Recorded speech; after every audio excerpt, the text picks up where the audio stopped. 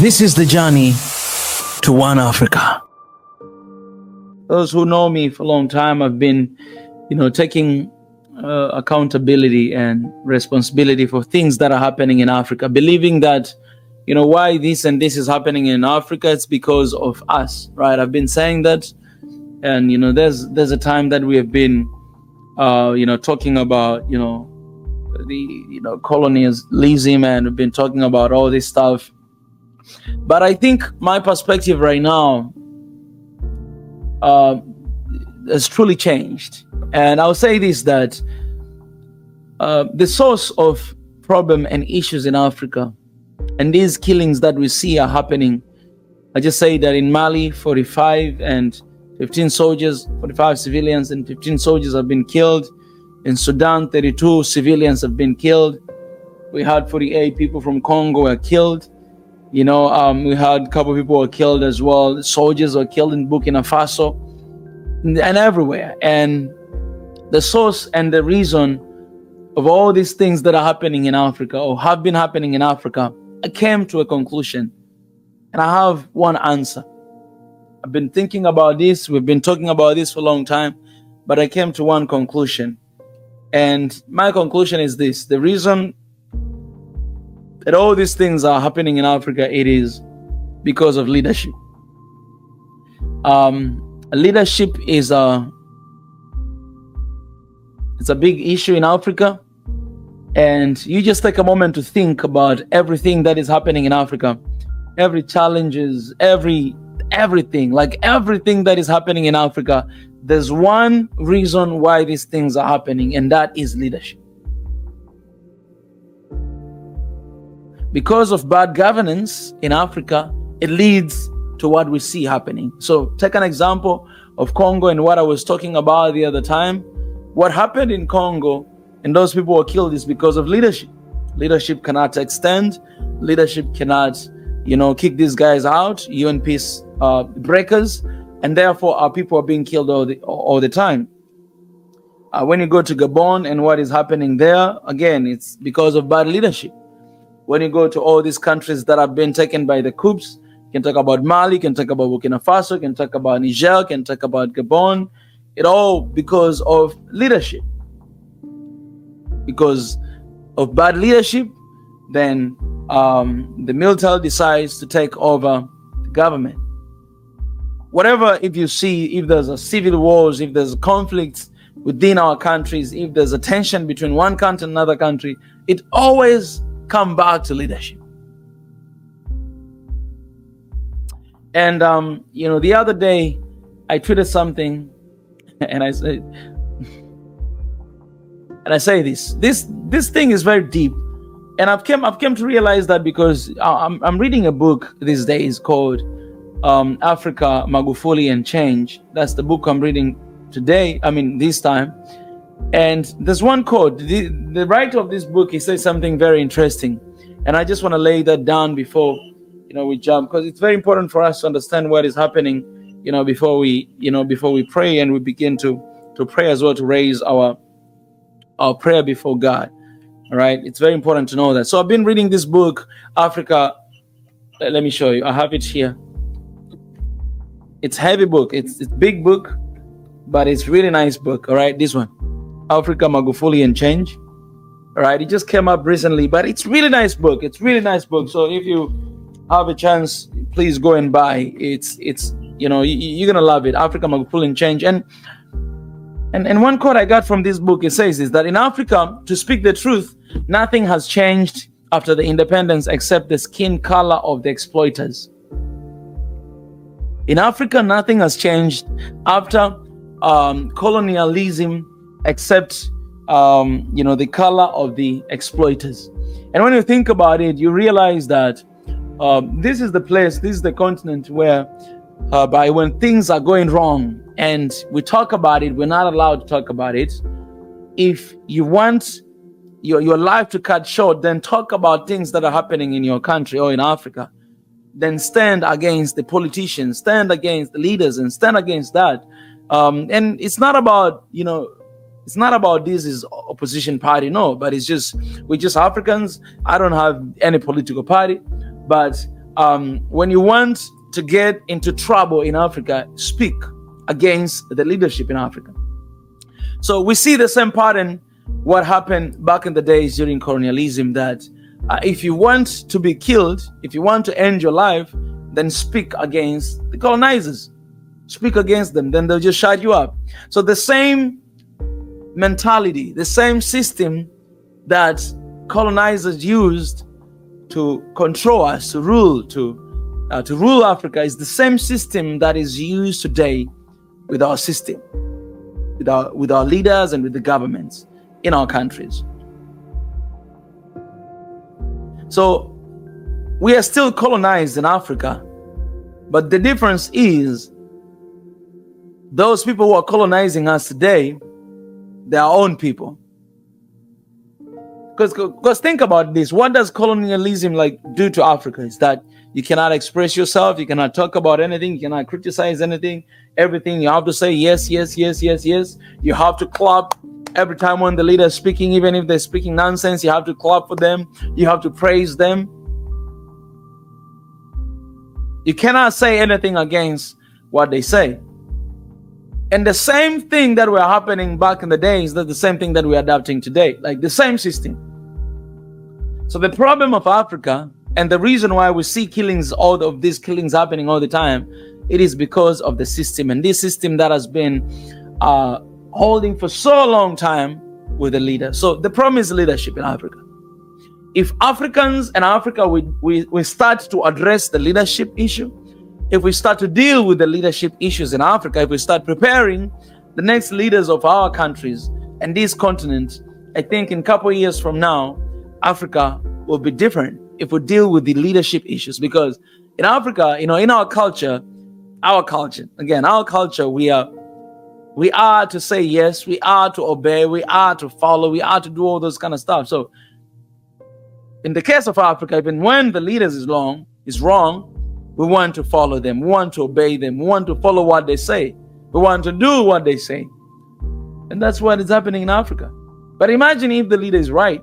Imagine if what they do is for the sake of the continent. Imagine if what they do is for the sake of our people. Imagine if they'll be willing to really sacrifice and to transform the system, because we all know that the problem is the system. It doesn't matter how good you are, but when you get to the leadership in Africa, the system just corrupts you. The system corrupts you. So I can sympathize with some of them that they don't want to stand against imperialists. They don't want to change the system because the system has been there for so long, for over 60 years, and it has already changed them inside out. So you cannot really go inside the same system and try to change. You can't. For us that we're outside, we see the problem that is the system. That, okay, that used to be a good leader. He promised us to do a lot of things. She promised us to do a lot of things. But why nothing is moving forward? Why we still see the same issues? Why are people still being killed every single time? The problem is the system. And the system corrupt leaders, and leaders cannot do anything about it. Even if today you take a decent African to go to the government and lead our countries in Africa, they're still going to do the same exact thing because the system is still the same. Until we're going to realize that the system is corrupt, and we need to have leaders that are ready to sacrifice anything. They're not afraid of anything to change that system. If they change that system, then our next generation will have a best place for living. That's why the last video I released about Congo, I suggested that I think we should have only one qualification of somebody to become a leader. We should ask them, are you ready to sacrifice yourself for the sake of the people that you want to lead? Are you ready to serve them? Are you ready to become a slave to the people that you want to lead, and not to become His Excellence or Mr. Honorable Man? No. Are you ready to become a slave the people that you're leading? Are you ready to sacrifice your life for the sake of 67, 100 million people? Are you ready to do that? If those leaders will say, yes, I'm ready to do that, then they can become leaders of Africa. Because we all know that in Africa, when you become a leader, you have two choices. Either to bow down to the system and to act as if everything is fine, and to do the same thing that people were doing before, or to try to change the system and to die. Those are the only options we have in Africa. Those are the only options we have in this continent if we want to see things change, if we want to see different things. So if this is going to be the mentality, then I'm telling you, a lot of people that are running to be leaders, they rush to become a leaders, they're not going to run to be leaders, because they will know that becoming a leader is not about, you having all these policemen, following you along. When people are stacking on the traffic jam, we see these in the context of Africa. We see our leaders all the time. When people are stuck in the traffic jam for a long time because a leader is passing by. These guys, they don't even know that we struggle with the traffic jams because they never stuck in the traffic jam. They actually stop us from moving so that they can pass by. But if they were stuck with us in the traffic jam, they realize that they need to change some policies. They need to improve our infrastructure so that all of us, we may arrive at workplace, at home, right on time. But they don't know the struggle of the countries. If they want to move from one district to another district, or one region to another region, they use flights. They use helicopters. They don't get to see the roads, that we don't have good roads. They don't get to see. They don't get to see how people live because they just jump from here and there. Why? Because I have a work to do. But we don't see the results of the work you're doing. The system that we have in Africa is still the same. Today I was having a conversation with one lawyer, and I was like, why are you guys always wearing suit? Why are you guys always wearing suit? Like, why in Africa, as a lawyer, you must wear a suit? Why? Why you cannot go there and wear African traditional clothes? Why? Because suit is an official clothes. It's not even an African clothes. And I was asking a lawyer today. This lawyer, she told me, she said, we are following the common laws, the worldwide laws. The system that we are using in our laws is still the British. So you go to Ghana. Ghana is a little bit extreme. I think Ghana and Kenya, they're wearing those hate like grandfather. They're wearing those stuff like in the UK. I was asking. She said we have to look official. And I was like, who told you that wearing suit is looking official? I could wear my African kitenge. You could wear your African kitenge and go as a lawyer, be there. That's the official clothes. That's African clothes. So the problem in Africa is that the system, we might not have white master in Africa, but we have black masters in Africa who are controlled by white masters outside of Africa. And why is that? Because the system, we're still using the same system. The same system. The same system. When you talk about law, when you talk about everything, politics, when you talk about everything, democracy, it's the same system. So even when you have a decent leader, let me tell you this, you can take me today and put me into African Union. Let's just say you put me in African Union, but I will not be able to change anything if we're not going to change the system, if I'm not going to change the system. And for me, in order to change the system, I should answer this question. Am I willing to sacrifice myself for the sake of the entire continent of Africa?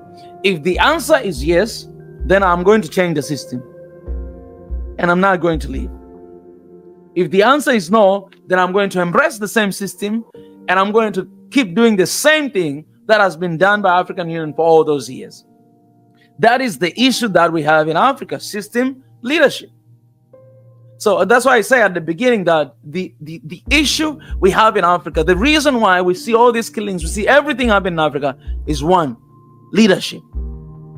Because we don't have leaders who are willing to sacrifice. They think leadership is about being called His Excellence. They think leadership is about, not stuck in the traffic jam. Leadership is about, I'm busy to work for my country. Leadership is about that. No, leadership is about sacrifice. Leadership is the service.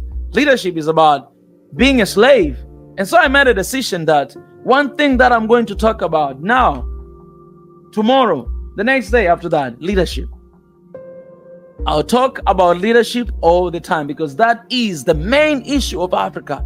That is the reason why Africa is still going backwards. It doesn't matter how many people you have, how many people they have conscious, they're determined, they want to see change, they do everything to transform the continent, no matter what you do. But if leadership is rigged, you cannot change anything. If leadership is not there for the people, because at the end of the day, with everything I do, I still need to go to leaders and to ask, can you please register this for me? No matter how many change we make, but we still need to go back to the authority and ask for permission. So if the leadership is rigged, we're not going to get those permission. If the leadership is rigged, no matter how many changes we want to put in the countries, we're not going to do it because they're going to say no. And that's what we see in Africa. We have a lot of good people who wants to see good things for their people, for their neighbors, for their brothers and sisters, but they cannot do anything because of leadership. From south, east, west, north, central, everywhere in Africa, there's only one cry of African people, and that is leadership. The problem with leadership.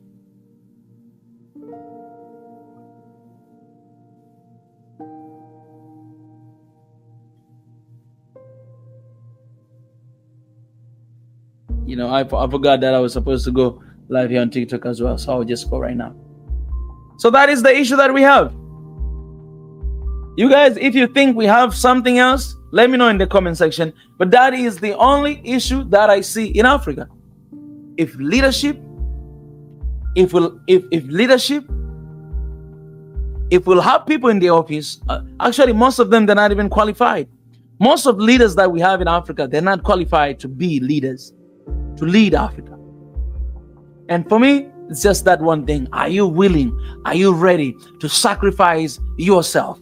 To sacrifice? Do you know that leadership is a sacrifice? Do you know that leadership is not about, you know, people clapping for you? Do you know that leadership is about people demanding things from you, demanding change from you? Do you know that leadership is about people criticizing you? If we're going to be here and say, oh, you're doing good, you're doing good, you're doing good, we're not going to see the change, because leaders are just like normal human beings, just like everybody else. It's like everybody else. It's like if you keep telling me that, Mika, you're doing good, you're doing so good, Mika, you're doing good, you know what I feel? That I'm doing so well. I'm doing really good. And that's where I'm going to stuck. I'm not going to improve myself because I know that my people are satisfied.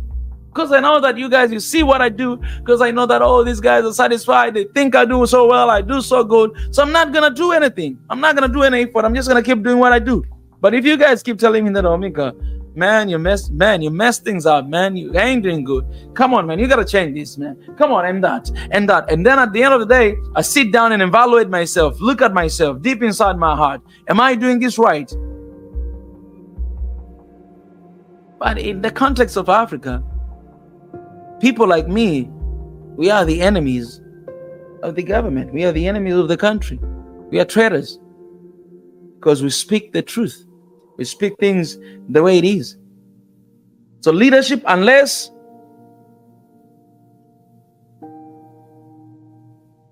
we address this issue of leadership, then we're not going to see change in Africa. And I know we've been addressing this for so long, for a long time. And it's my call that if you are there, you have a dream to become a leader, you have to know that the first thing first is to change the system. And changing the system, it's going to cost your life. It's going to cost everything you have got.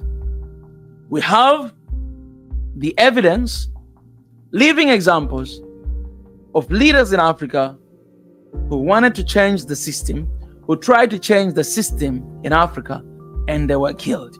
They were murdered. Why? Because that is the price of you becoming a leader of Africa. Africa is not an easy continent. Let me say this, man. The more I study, the more I learn about Africa, I realize Africa is not an easy place. It's a place where life is, also it's the place where death is as well. wherever there's life, there's death.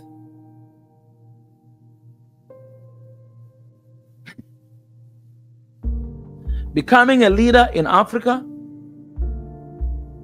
a leader that is working for the people, for people's agenda, not anything else, not for them agenda, no, for people's agenda.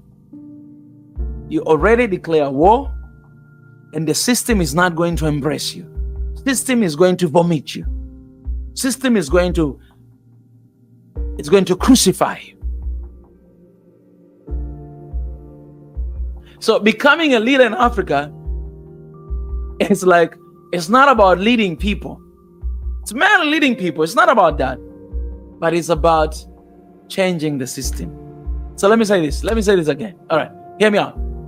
If you're a leader of Africa, if you're a leader in this continent of Africa, you must know this, that you're not there to lead people, but you're there to change the system. And that is the difficult work, difficult job that every single leaders know in Africa. And then they're leaving that job and they focus on leading people. When you focus on leading people, you end up controlling people. You don't want them to speak. You don't want them to say anything. Because whatever you do to them, they're not going to be pleased, because the system is not favorable for them. The system is not doing anything for the people of Africa. So when you think, if you're considering to become a leader of Africa, you must know that it's not about leading people in Africa. People are good. People are okay. But people are fighting the system. And because of that, that's why 48 Congolese innocent, they were killed last week, because they're fighting the system. They say, okay, you guys have been here for a long time, over 30 years, but you don't see change. Just see, you guys are killing our people. Just see a lot of weapons happening in our countries. Just see crisis after crisis after crisis, war after war, conflict after conflict. We don't see this. We want to kick you out. The people decided to stand against the system, and they're killed, 48 people. And what does leader do? They're there sitting. They're not doing anything about the system. They try to control people. Oh, people, remain calm. How can I remain calm while my people are being killed? Remain calm. You know, these things, you know, it's diplomacy. You know, these things is, you know, these guys have been helping us and supporting us for that. These are just casualties. This is just accidents. This is just, are you kidding me? So now in Africa, what we see, what is happening in this country, Niger, what is happening in Mali, what is happening in Burkina Faso, what is happening in Gabon, is that people are standing and they're fighting against the system. Okay, look at Niger. People are standing and fighting against the system. The France, that is the system that has been established ever since the time of colonialism. They were there.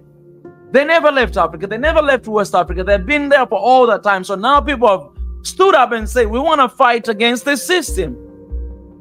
They're fighting against system. But you know what happened is? France, they don't want to leave. And our people are being killed. Fighting against system is almost a lifelong battle. And the reason why Africa, we're not winning fighting against the system, because people are ready to fight against the system, but leaders are scared. Leaders are there to lead people, but not to fight against the system. In Africa, leadership is not leading people. Leadership is fighting against the system. If you think about it, you're not going to rush to say that I want to become a leader of my country. You're not going to rush to say that, because this system killed millions and millions of Africa. This system is still, look at in Uganda, the sanctions that are happening there. Because why? Because Museveni and Uganda is fighting against the system. Zimbabwe was fighting against the system. Eritrea was fighting against the system. That's why I'm telling you guys, you know, leadership. Let me say this, man. Sometimes we are being very, very, very small-minded people. We think about democracy. We think about all the democracy is the Western system. Does it have good results sometimes? Yes, it does. A lot of time, it doesn't have any good side of it. So Africans, be very careful. Yes, I know in Africa, I'm not with those who are saying for so long time in the government, to lead the government, the country. I'm not with them. I want to make that clear. I think it is important for leaders in Africa to lead in a certain amount of time and to leave other people to take over, to lead the country, to lead our countries. I believe that with everything I got, and I support that. But at the same time, I want to tell you, Africans, don't be too harsh on those who are still remaining on the regime. And this is the reason why. Because most of those people, they're fighting against the system. So here's the thing in Africa, like if there's a good leader in Africa, they always stay very long time in Africa, in the regime. And so they become bad because we say that you guys are jeopardizing democracy. Why do you have to stay that for so long time? When I look at Uganda, and Museveni has been there for so long time, do I support that? No. But what he has done right now for Uganda, by stopping that, by coming with that bill, I believe Museveni was there for that thing, for this moment like that. So this is the guy who is fighting against the system. We must applaud him for that. Because that's all about leadership in Africa, is to fight against the system. And most of leaders who are staying for so long time, yes, we can, not us, let them call them dictator, let them call them that. But if it is working for us, it is for us. Let's embrace that. Because most of these leaders who are staying there for a long time, they're fighting against the system, which a lot of so-called democratic leaders that we have today, they don't fight, they don't even touch the system.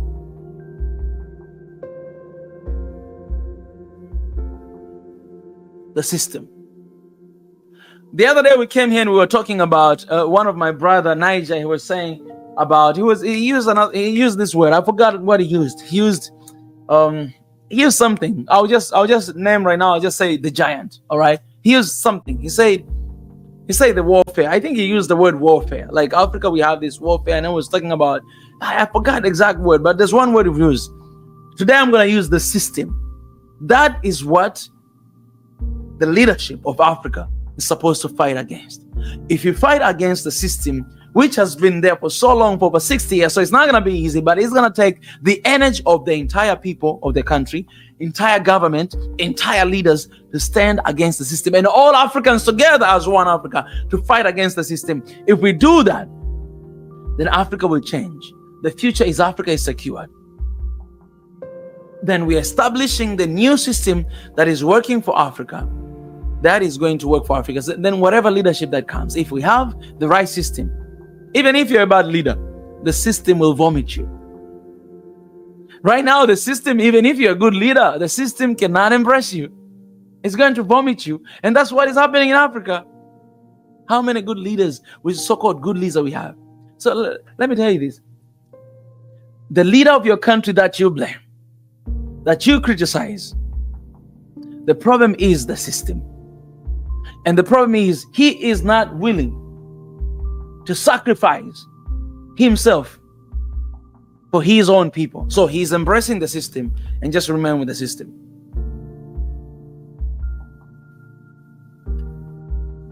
This is a new thing, man. I've never heard about this anywhere, and I've not spoken anywhere to say that you are called to be a leader in your country, not just to lead your people, but to change the system. Because colonialism, it ended, but that was the beginning of neo-colonialism, the concept by Kwame Nkrumah, which all of us, we agree. And neo-colonialism is what we have today. Slavery, it's still here today. Economic slavery, they still have it. It's still here today. But all of this is systems that were introduced during colonialism. That was a strong foundation of the issues and problems in Africa today. If we want to see a bright day in Africa, if we have to see a gleam of hope in Africa, then we need to transform the system with everything we got. And they don't allow you to talk about that. They don't allow to touch you, the system. Touch the system, it's an illegal thing to talk about the system in Africa. So what kind of leadership do we need in Africa? We need people who are willing to sacrifice themselves for the sake of the people of Africa. We need people who are willing to fight against the system, to change system, to turn the system upside down for the sake of the continent. And most of them, they died already. We have Sankara. He was fighting the system, guys. What did Sankara did when he became a leader? He changed the name of the country, changed the name of so many regions, the flag. He was dealing with the system. They were getting aids of food from, World Bank and all this stuff. He said, no, if we cannot feed our own people, we don't deserve men to be here. So he planted like more than 20 million trees across his country. They started to do farming, agriculture in their own countries so that they can provide food for their own people. Africa were designed to be like a country that will give raw materials to them. Africa is not meant to be industrialized. That was never planned during colonialism. That is not planned today. They don't want Africa to be like that. That's why you see a lot of backlash with the GERD. The electricity in Africa is still the problem. We're not allowed to do it. They say, hey, this is air pollution. You're polluting the air. You're polluting the environment. The problem is not about environment. Africa only constitutes 3% of air pollution in the entire world. 3% from Africa. The problem is not that. No, the problem is if Africa wakes up, if we are industrialized, if we have electricity, if we have everything we need, we can produce more. And if we produce more, then we're no longer going to be exporting raw materials to them, but we'll be exporting the end products of everything. And we're going to be earning a lot of income in Africa. So imagine we're sending raw materials to them, they manufacture them, and they're returning to us as the end product, and we need to buy. The same thing that we can do here, they're doing it for us, and we need to buy with our own money, and it's our own stuff. Why all of this? That system was already initiated during colonialism. That we need to dismantle this Africa, this continent. Like literally, Africa is the farm. That's what they want. The system that they created during colonialism until right now is that Africa to be the farm. We'll take everything away from Africa. If it is gold, we'll take. Diamond will take, Tanzanite will take, crops will take, oil will take, everything will take away from it. If it is fish, we'll take. We want to take all the raw materials away from Africa. So they come here to invest. Look at the kind of investment they're doing. They're doing investment in mining to take the gold away, investment in farm to take the products away. They do everything because Africa, it's like a farm to the rest of the world. But if Africa, we're not going to realize this, and leaders who are coming and leaders, if they're not going to realize that the system that is working today is the same system that was a long time ago. Nothing has changed. That's why